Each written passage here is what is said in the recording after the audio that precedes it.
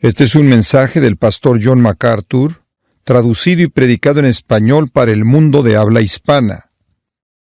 Ahora, llegando a los primeros 7 versículos del segundo capítulo, Pablo está en medio de su argumento en contra de los falsos maestros, y él está defendiendo, claro, la deidad del Señor Jesucristo y la suficiencia de Cristo sin ninguna otra adición necesaria. Pero aquí también él está explicando algo de su propia perspectiva del ministerio. Y entonces encontramos desde el capítulo 1, versículo 24, hasta el comienzo del capítulo 2, una verdadera mirada interior a cómo Pablo veía su propio ministerio. Estudiamos la última vez que estuvimos en Colosenses capítulo 1, algo de su actitud hacia la responsabilidad que él tuvo en los versículos 24 al 29, y conforme vemos el capítulo 2 y vemos las afirmaciones de apertura, vamos a tener una idea de las metas del ministerio de Pablo, no tanto la actitud hacia su propia responsabilidad, sino el resultado que él buscaba. A manera de introducción, permítame decir esto. La gente podría defender, y lo han hecho, ¿cuál es el requisito primordial de un ministro eficaz de Jesucristo? Podrían debatir cuál sería, si hubiera una, cuál sería la cualidad que un ministro debería tener. ¿Cuál sería lo que haría de un pastor, el pastor verdadero de las ovejas, el pastor verdadero del rebaño? Algunas personas podrían decir que el ingrediente más importante sería inteligencia, para que podamos entender la Biblia. Otros podrían decir conocimiento. Él debe conocer la palabra de Dios. Algunos podrían decir educación. Él debe tener mucha información, él debe tener mucha experiencia. Otros podrían decir una combinación de estos. Y otros podrían decir, no, el ingrediente más importante para el pastor o el líder o el ministro o cualquier siervo cristiano sería capacidad de liderazgo. Otros podrían decir valentía o santidad o pureza o poder en la predicación o compasión o lo que sea y demás y otra cosa y combinaciones múltiples de todo esto. Y reconozco que todo esto tiene su parte. Esa es la razón por la que pensé en todo esto, porque todas se encajan en algún punto. Pero detrás de todo esto, creo que el ingrediente más básico, el más eficaz, el más necesario en la vida de cualquier ministro es el amor de la iglesia. El amor de la iglesia. Porque eso es lo que lo motiva en el resto de las dimensiones. El amor de la iglesia. En Efesios, capítulo 5, versículo 25, dice, maridos, amad a vuestras mujeres, así como Cristo amó a la iglesia y se entregó a sí mismo por ella. Fue el amor de Cristo por la iglesia que lo motivó para entregarse por ella. Y esa es la razón por la que digo que todos esos otros ingredientes que entran en juego cuando un hombre se entrega por la iglesia dependen del hecho de que él ama a la iglesia. En Hechos capítulo 20, y hay muchos versículos que podremos ver en este pasaje en particular, dice en el versículo 28, Pablo hablándole a los pastores o ancianos efesios, mirad por vosotros y por todo el rebaño en que el Espíritu Santo os ha puesto por obispos, para apacentar la iglesia del Señor, la cual él compró con su propia sangre. Pablo está diciendo que, recuerden, tienen una obligación de alimentar a la iglesia. ¿Qué iglesia? La iglesia que él compró con su propia sangre. Si él la amó tanto que entregó su sangre por ella, entonces el pastor que sirve bajo el Señor Jesucristo no puede hacer menos que amarla con su ser entero.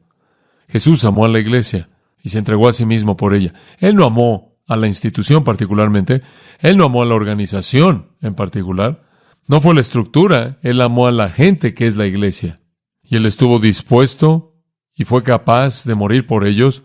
Y me apresuro a añadir que el apóstol Pablo no estaba lejos de esto. Su muerte no fue sustitutiva, la de Pablo, no fue eficaz, no expió, no fue divina, pero Pablo amó a la iglesia. Y de nuevo, no fue la institución lo que él amó, no fue la denominación la que él amó, no fue la organización la que él amó, fue la gente la que él amó y entregó su vida por ellos. Hay tantas escrituras que hablan de esto que ni siquiera quiero empezar a meterme en todas ellas. Pero el amor del apóstol Pablo por la iglesia se manifiesta una y otra vez. Estoy pensando en 2 Corintios 3:2, donde dice, ustedes son nuestra epístola escritas en nuestros corazones. Ustedes están grabados en nuestros corazones. Nos preocupan. Como veremos más adelante, y solo lo menciono en este punto, 2 Corintios capítulo 6, versículo 11, él dice, oh, vosotros Corintios, nuestra conversación hacia ustedes es franca, nuestro corazón está abierto, los amamos. En 2 Corintios capítulo 12, esa afirmación tan melancólica en el versículo 15, yo con gusto me gastaré y seré gastado por vosotros, aunque amando más, sea amado menos. Moriré por ustedes, él dice, aunque entre más los ame, menos me amen ustedes. Pablo amó a la iglesia, él amó a la iglesia tanto que en la búsqueda de ello y la madurez de ella, él entregó su vida. Él sufrió dolor a lo largo del proceso hasta que finalmente fue ejecutado. Lo vemos una y otra vez en las epístolas, Filipenses, Colosenses primordialmente, el amor del apóstol por su iglesia. En Filipenses 1:7 dice él, porque os llevo en mi corazón, los tengo en mi corazón. En Colosenses capítulo 1 vimos antes en el versículo 24 que literalmente se gozó en sufrir por causa de la iglesia, de la cual él fue hecho un ministro. Pablo amó a la iglesia. Y usted tiene que decir, creo que su vida entera fue una relación de amor con la iglesia, la gente, la comunidad de creyentes. Y la razón por la que él amó a la iglesia tanto es porque él amó al Señor tanto. Y si usted ama al Señor, usted amará a aquel a quien el Señor ama. 1 Juan 5, el que lo ama a Él, amará a aquel que es engendrado por Él. ¿Se da cuenta? Esa es la razón por la que Juan dice, es imposible decir que usted ama a Dios y no ama a los hermanos, porque quien lo ama a Él, amará a aquel que es engendrado por Él. Realmente nunca fue la iglesia de Pablo, fue la iglesia de Cristo. Y él amó a Cristo tanto que él amó lo que Cristo amó, y él entregó su vida por lo que Cristo entregó su vida. Y esa fue la motivación que lo hizo purificar su vida, que lo hizo predicar con poder, que lo hizo actuar con compasión, que lo hizo aplicar su mente a las cosas de Dios, que lo hizo valiente.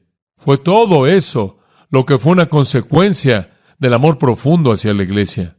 Y le voy a decir esto, cristiano, usted nunca servirá a Dios a favor del pueblo de Dios con ningún tipo de motivación fuera de un amor total por la iglesia. Es necesario. Él entregó su vida amando a la iglesia. En 2 Corintios capítulo 11, solo quiero que me acompañe al versículo 23 y le recuerdo un pasaje que probablemente ha leído muchas veces. 2 Corintios 11:23, él dice, ¿son ministros de Cristo? Es un poco sarcástico aquí. Él está hablando de sus críticos realmente. ¿Son ministros de Cristo? Hablo como necio, claro. Hay sarcasmo ahí. Yo más. En trabajos más abundante, en azotes sin número, en cárceles más, en peligros de muerte muchas veces. Y él procede a decir que 5 veces él recibió 39 azotes. 3 veces he sido azotado con varas. Y tomaban muchas varas, una especie de varas delgadas, y las amarraban con una cuerda y golpeaban a la persona con ellas. Él sufrió naufragio una noche y un día ha estado como náufrago en alta mar, en caminos muchas veces, en peligros de ríos, de ladrones, de los de mi nación, peligros de los gentiles, en la ciudad, en el desierto, en el mar, de falsos hermanos, y él sigue, cansancio, dolor y demás, sed, desnudez, ayuno y demás. Y después en el versículo 28 él dice, y además de otras cosas, esas cosas de afuera, la ansiedad primordial de mi vida es lo que viene sobre mí diariamente, la preocupación de todas las iglesias. No es lo de afuera que me molesta tanto como la ansiedad interna, la presión diaria. Bueno, dice usted, ¿cuál fue la presión? La presión que viene automáticamente en un hombre de Dios que ama a la iglesia, porque él vive y muere con todo éxito y fracaso en la vida de la gente a la que ama. El ministro va a pasar la mayor parte de su vida con el corazón quebrantado, y la va a pasar con el corazón quebrantado porque habrán tantas personas en la iglesia que van a quebrantar su corazón, van a romper su corazón, y va a tratar de equilibrar eso con estar gozoso por la gente que está haciendo lo que Dios quiere que hagan. Demas rompió el corazón de Pablo porque él lo dejó. Los judaizantes entraron infiltrando a las iglesias en Galacia e hicieron que Pablo se enfureciera tanto que escribió Gálatas, la cual es simplemente un río de enojo contra la falsa doctrina y aquellos que quieren destruir a la iglesia. Si usted lee Efesios, usted puede percibir sus lágrimas. Conforme usted lee Hechos 20, usted puede ver sus lágrimas. Conforme lee el libro de 1 Corintios, como lo hemos estado haciendo en nuestros estudios en el Día del Señor en la mañana, podemos oír y sentir su corazón conforme palpita y derrama la verdad de Dios para contraatacar el pecado del hombre.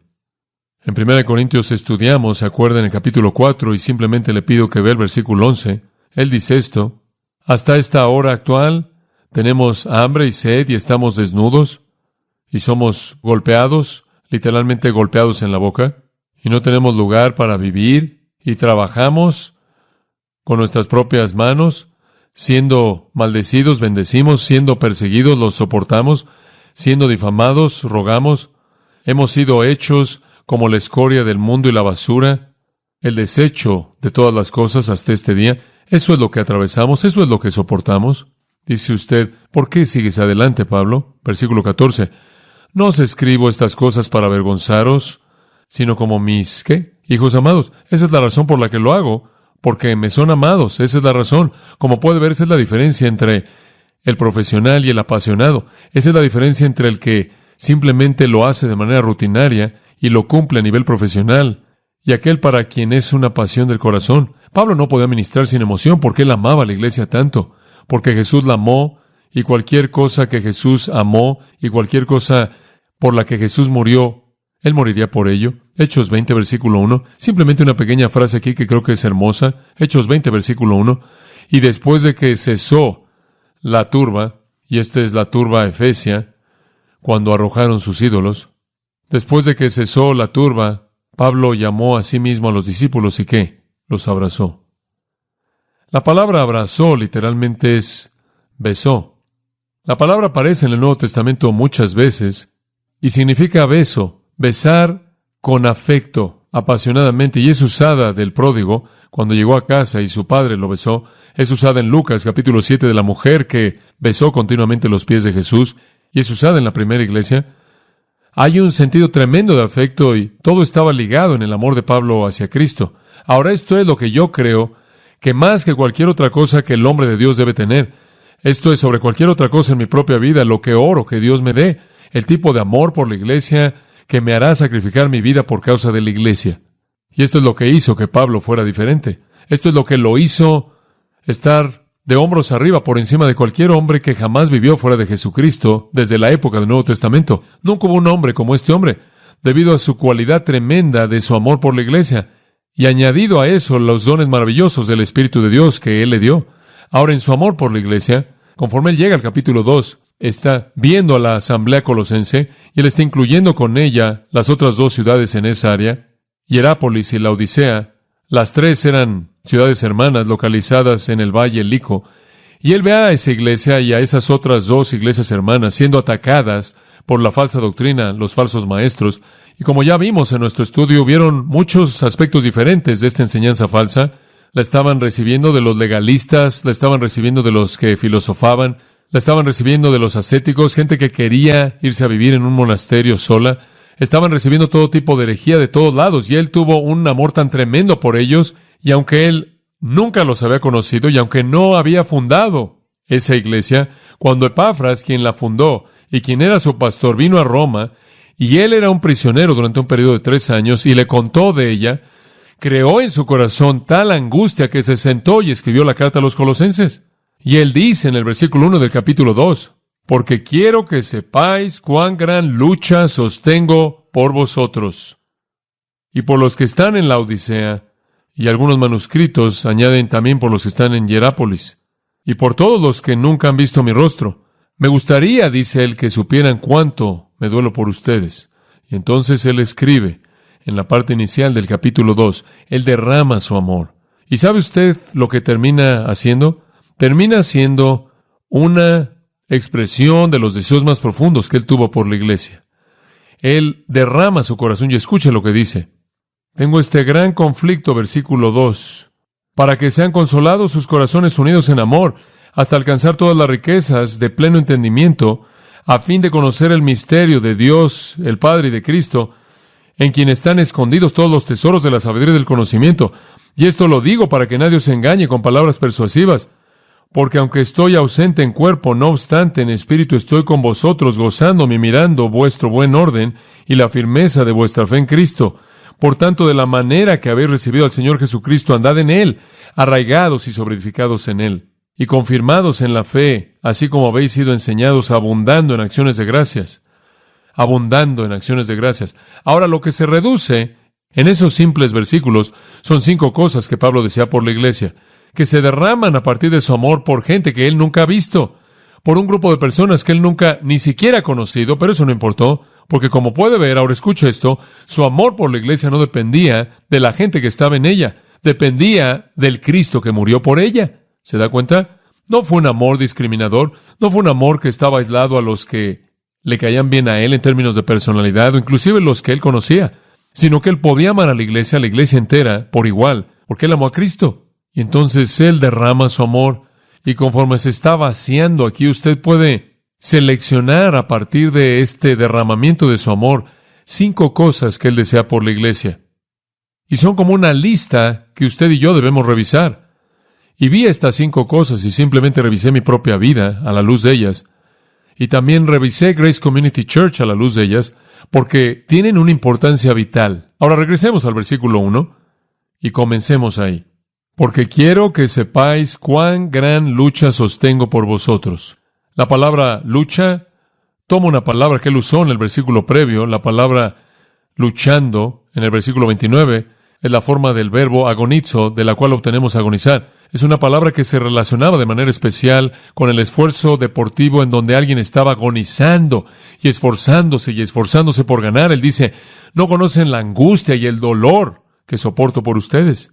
Y la palabra agón quizás solo tiene su entendimiento definitivo para un deportista. Nadie más que un deportista quien ha estado en el esfuerzo del tipo definitivo de competencia en donde la victoria es todo, entenderá lo que significa buscar una meta, experimentando el dolor que va más allá de lo que uno puede creer para alcanzar lo que usted está buscando. Y lo he experimentado algunas veces. Me acuerdo jugando en un juego de fútbol americano durante 60 minutos con un hombro dislocado, deseando tanto ganar que ni siquiera se lo dije a alguien. Y simplemente soportando, como dicen, soportando el dolor. Y es lo que Pablo dice, experimento agonía. Él no estuvo solo. Epafras, observa el capítulo 4, versículo 12. Epafras, quien fue su pastor, quien vino y le dio el reporte a Pablo, él tuvo lo mismo. Versículo 12. Os saluda Epafras, el cual es uno de vosotros, siervo de Cristo, siempre rogando encarecidamente por vosotros en sus oraciones, para que estéis firmes, perfectos y completos en todo lo que Dios quiere. Aquí está el mismo espíritu, la misma actitud, otro hombre con el mismo corazón que se dolía por la vida espiritual de la gente de Dios. Y como dije, la emoción de Pablo no es simple amor personal, no es nada más que le está preocupado por algunas personas que le caen muy bien. Él tiene esta agonía por gente que él nunca ni siquiera ha conocido, porque él ama a la iglesia en cualquier lugar. Que Dios nos ayude a tener ese tipo de actitud en lugar de estar amargándonos, en lugar de ser orgullosos, en lugar de gozarnos en el fracaso de otros creyentes. Debemos tener la misma agonía en nuestros propios corazones y almas por aquellos creyentes que no están tan bien como Dios quisiera que estén. Me gustaría que pudieran entenderlo, él dice. Me gustaría que pudieran entender lo que siento por ustedes. Él anhelaba que ellos crecieran y maduraran, como cualquiera de las congregaciones a las que él mismo había ministrado. Y creo que esta idea de poder amar a la iglesia que usted realmente no conoce, establece un patrón para todos aquellos que ministran. De ninguna manera minimizo su pasión por la gente que estaba cercana a él, pero estuvo bien que él los amara por igual.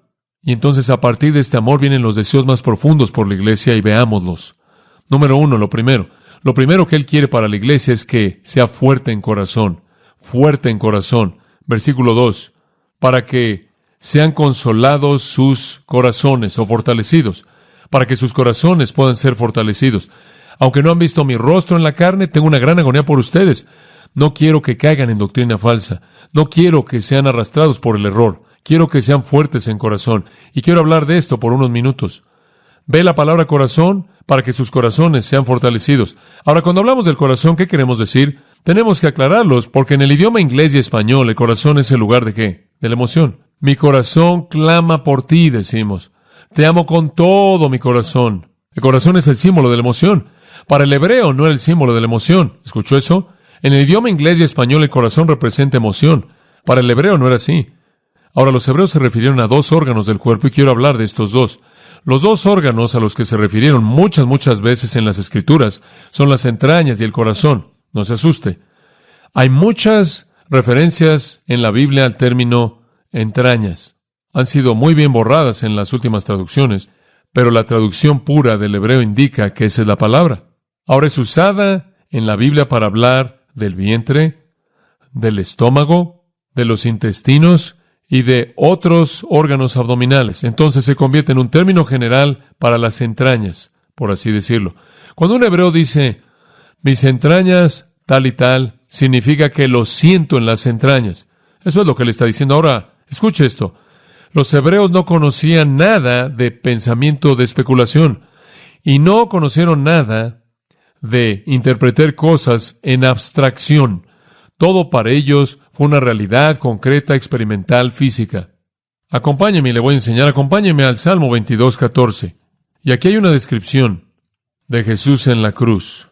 Y este es un retrato profético de él en la cruz, pero quiero que observe cómo el salmista expresa lo que Jesús siente. Él está muriendo en la cruz. Estoy siendo derramado como agua. Todos mis huesos están fuera de sus coyunturas. Un retrato perfecto de la crucifixión. Ahora escuche esto. Mi corazón es como cera. Está derretido en medio de mis entrañas.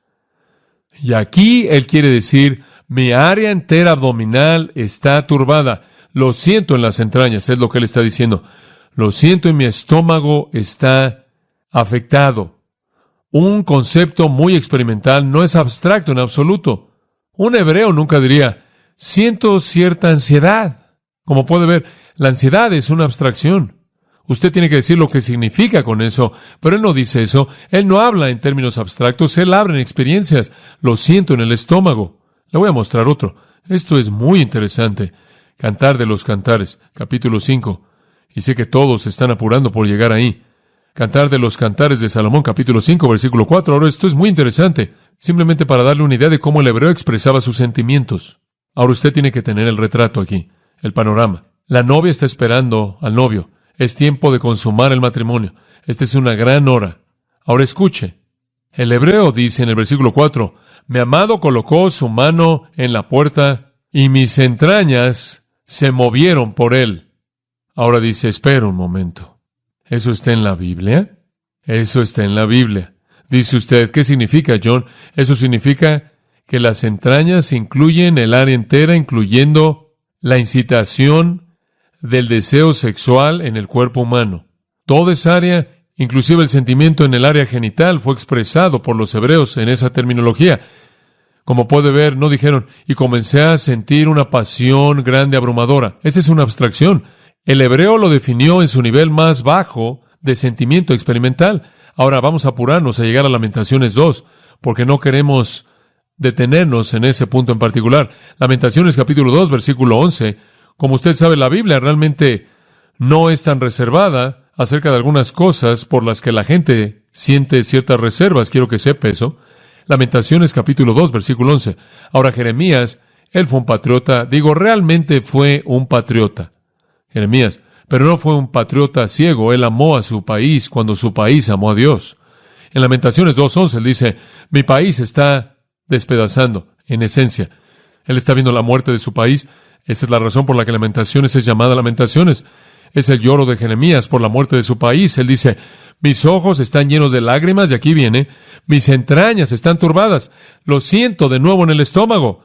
El dolor en mi estómago estoy en problemas ahora. ¿Usted ha experimentado eso? Él está teniendo respuestas psicosomáticas en su cuerpo a la ansiedad en su mente, pero el hebreo lo expresa en términos de síntomas psicosomáticos, no en términos de la abstracción. Entonces, bíblicamente las emociones, en el Antiguo Testamento en particular, no son experimentadas como abstracciones, sino al nivel más bajo de la experiencia. Y entonces, ahora escuche esto, en los casos de las entrañas siendo usadas en las Escrituras, tienen referencia a las respuestas emocionales. Entonces, para la mente hebrea, el corazón no es el lugar de la emoción. ¿Qué es? El estómago, las entrañas. Además, vea 1 Juan capítulo 3. Y voy a llevar esto a su conclusión y mostrarle algo interesante en un momento. Esto es interesante también, pero es algo que es muy interesante. 1 Juan 3:17. Y nunca había entendido esto. Me acuerdo cuando era un pequeño y oía a mi papá predicar. Y esto fue antes de que volvieran a traducir esto. Y siempre oía eso. No sabía de lo que él estaba hablando. Algunos de ustedes quizás están en la misma situación, pero dice en 1 Juan 3:17, pero el que tiene bienes de este mundo y ve a su hermano tener necesidad y cierra sus entrañas o corazón de él, ¿cómo mora el amor de Dios en él? Hombre, eso es extraño. ¿Qué es lo que él está diciendo?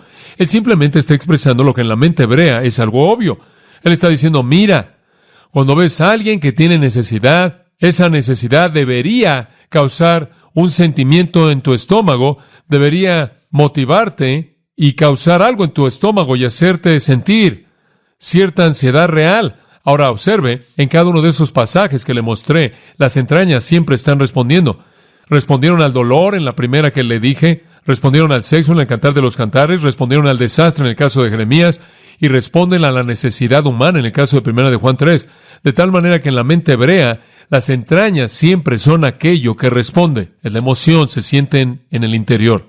Ahora dice usted, ¿a qué respondieron? En la mente hebrea, siempre respondieron al segundo órgano que presentaron, el corazón. El corazón, ahora escuche. Dice usted, bueno, ¿qué simboliza el corazón? Apocalipsis 2:23, y le voy a mostrar algo muy interesante.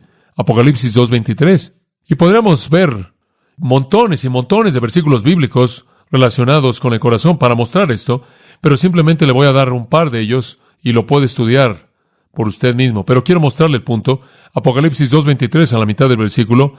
Yo soy aquel, el Señor está hablando, yo soy el que escudriña la mente y el corazón.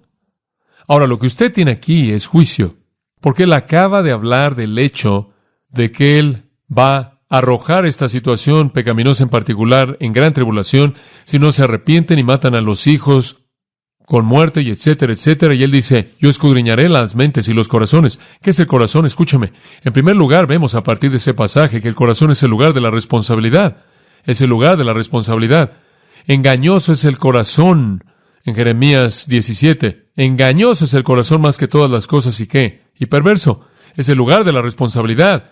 Es aquello que Dios va a juzgar y Él va a probar que los corazones de los hombres es aquello que es justo o impío. Cuando Dios redime a Israel, Él va a quitar su corazón de piedra y les va a dar ¿qué? Un nuevo corazón. Es el lugar de la responsabilidad, es aquello que es juzgado. Profundicemos. No puede ser emociones, entonces, no puede ser emociones. ¿Qué es? Veamos Apocalipsis 18:7. Y aquí le está hablando de Babilonia, la grande, la destrucción del sistema del mundo final en la tribulación. ¿Cuánto se había glorificado a sí misma? Apocalipsis 18:7. Se glorificó a sí misma y vivió en lujos. Tanto tormento y tristeza le daré. Escuche, porque dijo en su corazón, me siento como reina y no soy viuda, y no veré tristeza. Ahora observe algo. Decir en su corazón es una metáfora para hacer ¿qué? Pensar. Ella dijo en su corazón. ¿Qué significa eso? Ella pensó en su mente. ¿Qué entonces es lo que presenta el corazón? No las emociones, sino la mente. El intelecto y la mente están constituidos de dos cosas. El intelecto y la mente, ese es el corazón, en terminología bíblica.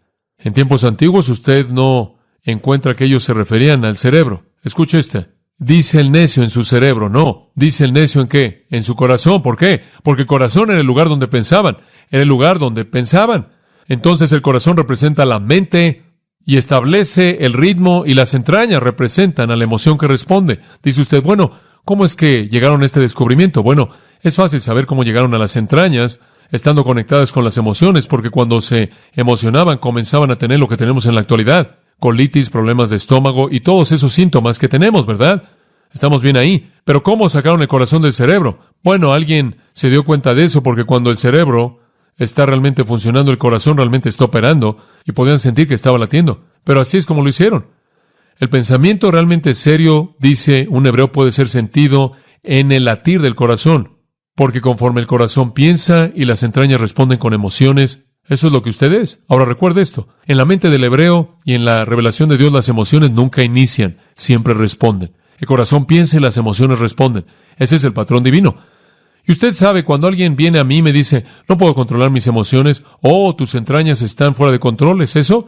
Terminología hebrea. Tiene un problema real. No puedo controlar mis emociones. ¿Sabe por qué? Porque sus emociones solo serán controladas por su mente.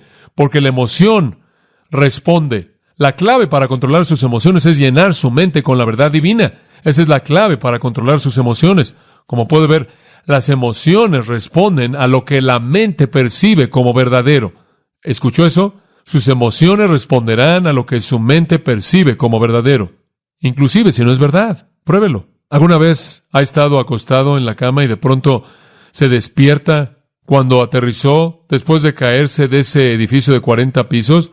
No se estaba cayendo, pero su mente lo percibió así, sus emociones respondieron eso. ¿Sabe lo que eso me enseña de las emociones? Nunca confíe en ellas. Nunca confíe en ellas. Porque usted puede hacer que sus emociones hagan lo que usted quiere si usted tan solo puede hacer que su mente piense en percibir eso. Y la única manera en la que usted puede controlar sus emociones es asegurarse de que su mente esté llena de la verdad divina. Las emociones son como niños pequeños malos. Van a estar fuera de control si no las controla. Y dice usted, ¿cómo las controla? Usted las controla indirectamente al alimentar la mente. Permítame llevarlo a 2 Corintios 6. 2 Corintios capítulo 6, versículo 11, de regreso a ese pasaje que le mencioné antes a usted. Y aquí está lo que él dice. 2 Corintios 6, 11. Oh, vosotros corintios, nuestras palabras para ustedes son francas, nuestro corazón está abierto. Ahora escuchen, corintios, escúchenme. Mis palabras para ustedes son directas, francas. No estoy reteniendo nada, mi corazón o mi mente está abierta. Escuchen, tengo todo tipo de verdad que decirles. Está en mi cerebro y mi cerebro está abierto, está en mi boca y mis palabras están abiertas y son directas. Ahora escuche esto. Pero por nuestra parte no hay restricción, pero hay restricción en sus afectos. ¿Sabe lo que el griego literal es ahí? Están apretados en sus entrañas. Esa es la traducción literal. Ciertamente me gustaría impartirles verdad de mi mente a su mente, pero ustedes están tensos emocionalmente. No lo quieren recibir. Escuchen esto. Los corintios habían colocado una actitud emocional en contra de Pablo, de tal manera que no podían recibir la verdad. Las emociones estorban a la gente. Simplemente piensa en la persona que viene a la iglesia y tiene algo en contra de mí. No pueden aprender, ¿verdad? Porque han colocado sus emociones enfrente de la verdad. Las emociones han dejado de responder y las emociones están a cargo. Aquí los corintios estaban colocando las emociones primero. No querían aceptar a Pablo. Estaban emocionalmente enojados con él. Estaban siendo hostiles hacia él y no podían percibir la verdad. Tenían todo al revés. Cuando la gente comienza a colocar las emociones primero, entonces realmente se meten en problemas. Una ilustración clásica de eso, en la actualidad, es el movimiento carismático, los pentecostales. ¿Sabe lo que intentan hacer? Intentan echar a andar las emociones en la mente, y lo meten usted ahí, y tienen suficientes aleluyas funcionando, y usted hace a un lado la mente, y usted realmente echa a andar las emociones. El único problema es que las emociones están respondiendo a algo que perciben que no es la verdad, porque no ha habido una presentación de la verdad. Lo que intentan hacer es hacer un cortocircuito de la verdad y dejar que las emociones estén desenfrenadas. Y eso es lo opuesto del patrón bíblico. Como puede ver, las emociones siempre deben responder a la verdad. La clave entonces para la conducta y la clave para controlar la emoción es el corazón. El corazón es visto como la mente. Necesitamos implantar la verdad en la mente y controlará las respuestas emocionales. No sé usted, pero cuando estaban cantando esta noche, cuando los niños estaban cantando esta noche, me puse algo sentimental. ¿Usted se puso sentimental? ¿Sabe por qué me puse sentimental? Por la verdad. Cada vez que cantaron algo que era la verdad, ¡oh, maravilloso! Simplemente me puse sentimental. Usted en cierta manera se siente con cierto sudor, usted sabe, y tiene este tipo de piel enchinada espiritual, sus emociones están reaccionando a la verdad. Así debe ser. Y esa es la razón por la que Proverbios 4:23 dice, y esto es bueno, guarda tu corazón. ¿Qué significa? Guarda tu mente, tu cerebro con toda diligencia, porque de él emana la vida. ¿Se da cuenta? Usted debe controlar la vida, proteger su mente, no dejar que nadie haga un cortocircuito con ella. Eso está en el 4:23. Y Proverbios 22:5 sigue, espinos y cardos están en el camino de los perversos, pero el que guarda su alma se alejará de ellos. La misma terminología básica de guardar la mente, el hebreo, lo encuentra en Proverbios 23:19. Oye, hijo mío, y sé sabio, y guía tu corazón en el camino.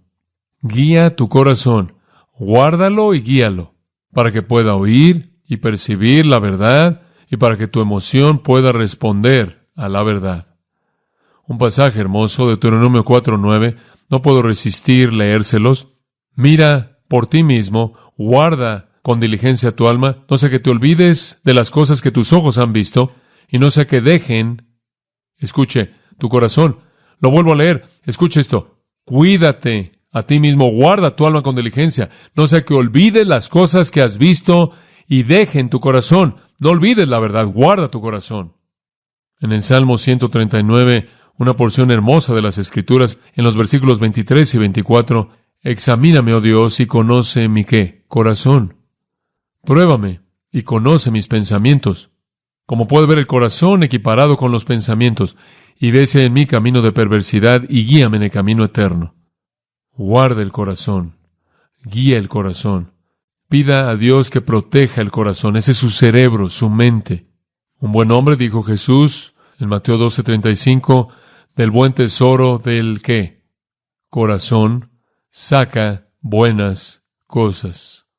Toda la bondad saldrá de la mente. La mente debe guiar el patrón de la conducta.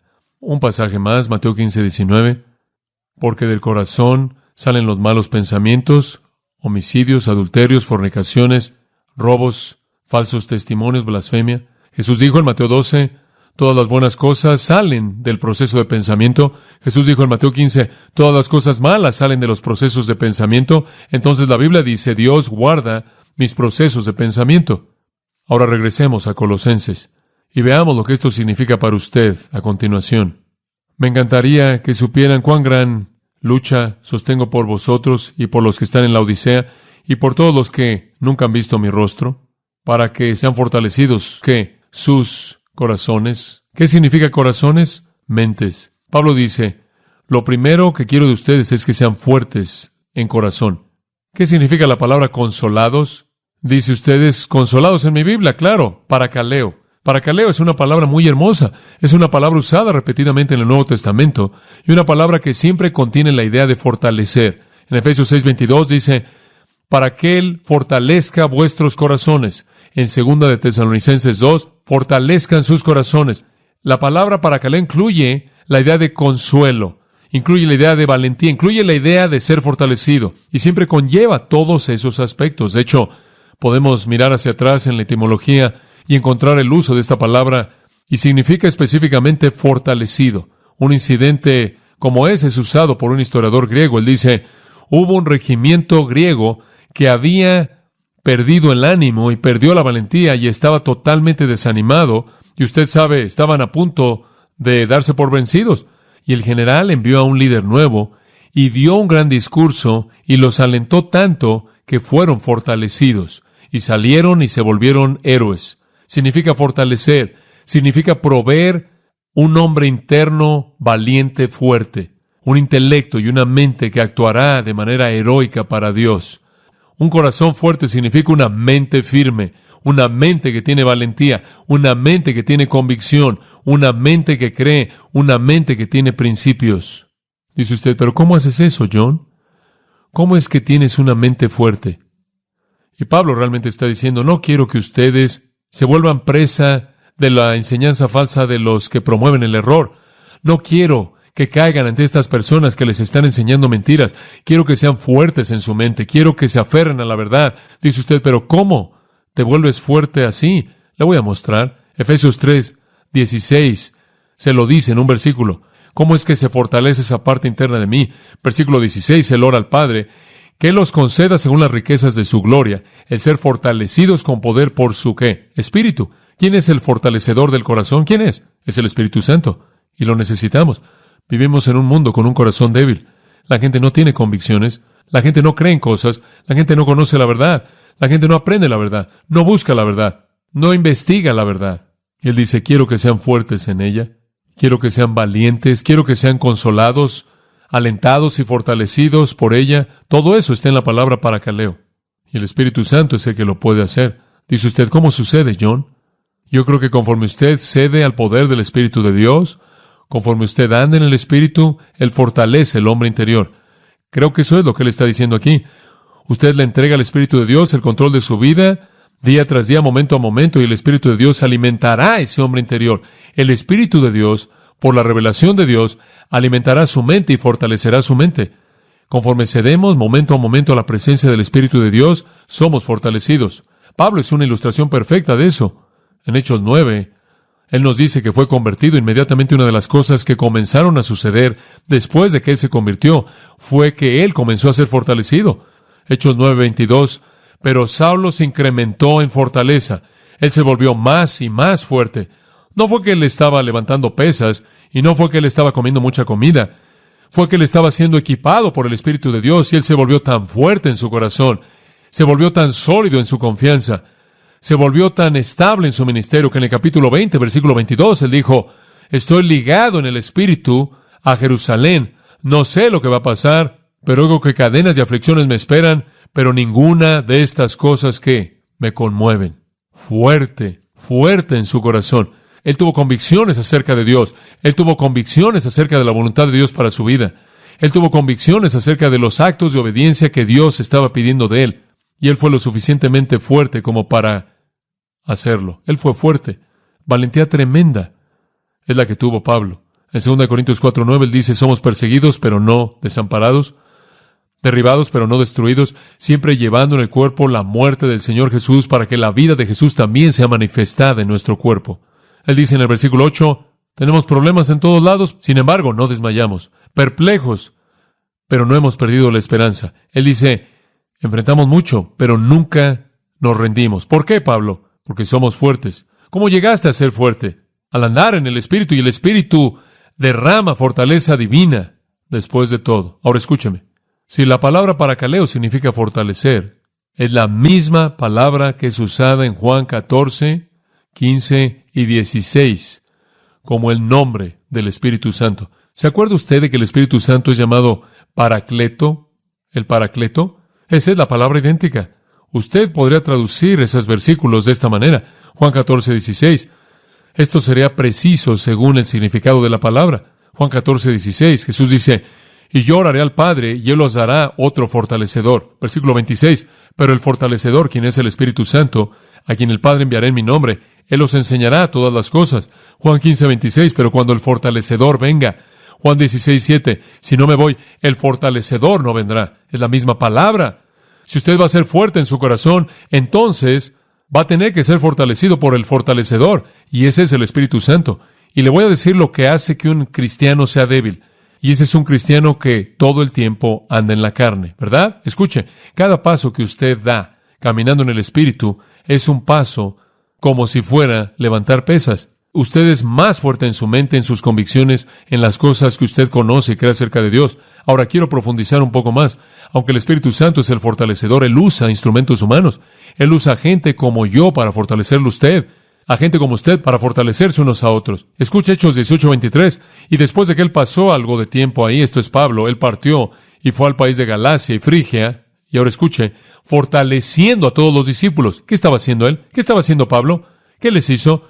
Él fue ahí y expuso sus mentes a la verdad divina. Y eso los fortaleció. Dios usa instrumentos humanos capacitados por su Espíritu para fortalecer. ¿Ha leído 1 Timoteo 6:2 de esta manera? Pablo le dice a Timoteo al final del versículo, estas cosas manda y fortalece. Mismo verbo. ¿Sabe usted lo que fortalece? La enseñanza. Estas cosas enseña y fortalece. Es la palabra de Dios en las manos del Espíritu de Dios, sea directamente conforme Él le ministre usted o mediante un maestro que lo fortalece usted. Estudiamos Judas recientemente. Esto es bueno. Amados, cuando di toda diligencia, Judas 3, para escribiros acerca de la salvación en común, me fue necesario escribiros y fortaleceros para que contendáis ardientemente por la fe que ha sido una vez dada a los santos. Él dice, tuve que escribirles para fortalecerlos. ¿Qué quieres decir? Tuve que impartirles conocimiento cerebral para hacerlos fuertes. Escuche, la gente no se fortalece al ejercitar sus emociones. ¿Entiende eso? Usted debe entender lo que dice. Quiero que tengan corazones fuertes. No significa quiero que tengan emociones ejercitadas de manera excesiva. Lo que significa es que quiero que tengan la influencia del Espíritu de Dios y la verdad de Dios en su mente. Y entonces va a venir del Espíritu Santo, quien es el fortalecedor, y vendrá de otros instrumentos, tales como Pablo, tales como Judas, tales como yo, tales como cualquier persona. ¿Y sabe una cosa? Vendrá de usted, porque si usted es fuerte, usted podrá transmitir esa verdad. Permítame mostrarle eso en 1 Corintios capítulo 1. Escuche esto. Esto realmente es emocionante. Cada vez que usted ve la palabra consuelo o consolación, puede ser traducida fortalecido. 2 Corintios 1, 4 o 3.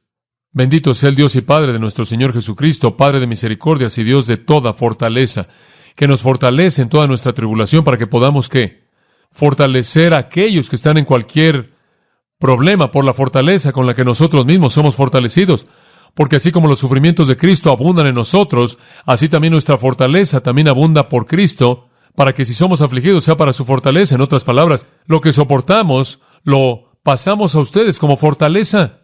Al final del versículo, sea que seamos fortalecidos, es para su fortaleza. Como puede ver, él está diciendo, miren, lo que atravesamos, las pruebas que enfrentamos, las transmitimos a ustedes en fortaleza. Corazones fuertes. Pablo dice, oro por ustedes, Colosenses. Oro porque sean fuertes de corazón. ¿Qué quieres decir, Pablo? No quiero decir que tienen emociones fuera de control. Lo que quiero decir es que tomen su corazón, el cual es la mente, la fuente del intelecto y la voluntad, y lo fortalezcan, para que conozca la verdad y tengan la voluntad de actuar en base a la verdad.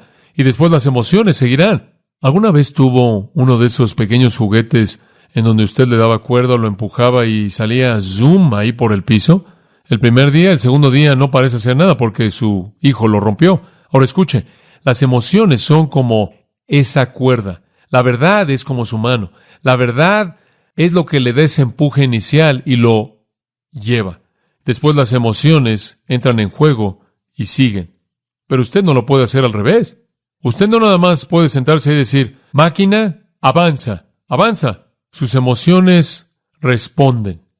Y cuando la verdad de Dios es metida a su mente y usted la entiende y actúa en base a ella, echa a andar la cuerda de la emoción y lo seguirá guiando. La oración de Pablo por usted y su oración por mí y su oración por todos nosotros es que tengamos corazones fuertes. Porque si tenemos corazones fuertes, no vamos a ser engañados por la falsa doctrina, ¿verdad? No vamos a ser arrastrados por el emocionalismo. No vamos a ser arrastrados a la desobediencia porque un corazón fuerte tiene una voluntad para obedecer. Y le voy a decir algo. Cuando usted tiene un corazón fuerte, hombre, los resultados son tan emocionantes. Voy a cerrar con esto. Efesios 3, 17 al 21 le da los resultados. Cuando usted tiene un corazón fuerte, cuando usted es fortalecido con poder por el Espíritu, esto es lo que sucede en el versículo 17. Versículo 16 dice, fortalecidos por el Espíritu. Cuando eso sucede y su corazón es fuerte, Cristo morará en su corazón por la fe, y eso es, Él estará estable y estará en casa en usted. Él estará arraigado y fortalecido en amor. Usted encontrará una nueva dimensión de entendimiento. Versículo 18. Comenzará a conocer el amor de Cristo que sobrepasa el conocimiento. Será lleno de toda la plenitud de Dios. Usted podrá hacer mucho más abundantemente de lo que pedimos o entendemos, según el poder que actúa en usted, y a Él será la gloria en la iglesia. ¿Ve usted los resultados a partir de corazones fuertes? Pablo dice, los amo, me preocupan, y lo que quiero ver en sus vidas en primer lugar es que sean fuertes en su corazón. Padre, gracias por nuestra comunión en esta noche, por las cosas que hemos compartido y aprendido conforme acabamos de comenzar este estudio emocionante de estas verdades. No deseamos que este sea el final de nuestra búsqueda de estas verdades, sino que tan solo sea el principio.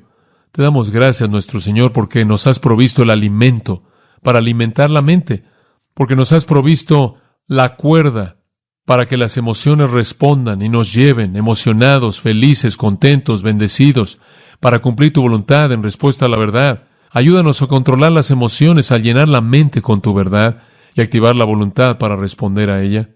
Te damos gracias por Pablo y su amor por la iglesia. Danos lo mismo. En el nombre de Jesús. Amén. Usted ha escuchado a John MacArthur, maestro bíblico de Gracia a Vosotros.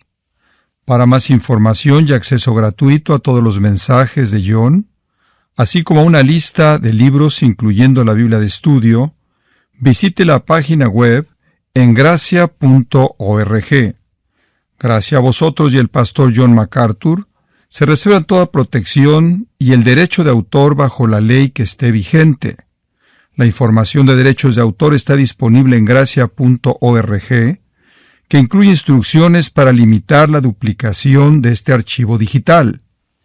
Gracia a Vosotros es una organización sin fines de lucro, dedicada a desarrollar recursos desde las enseñanzas del pastor John MacArthur, las cuales ofrecen la verdad de las Escrituras.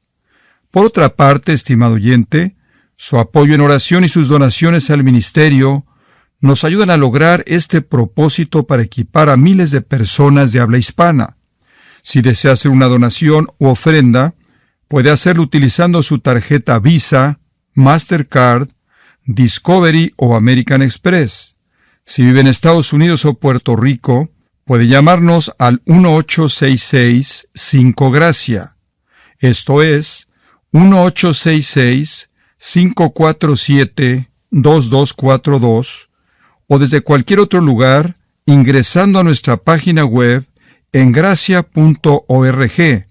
Y de antemano, gracias por su apoyo.